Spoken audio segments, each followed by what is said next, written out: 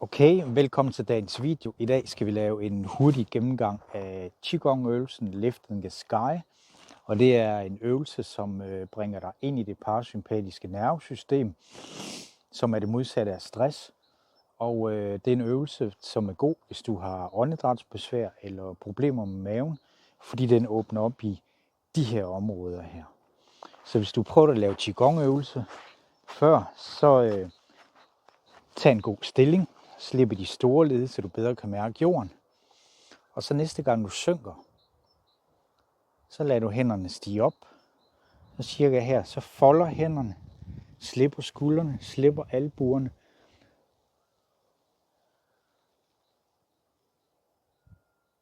Så kigger du op efter og lader hænderne dale langsomt ned.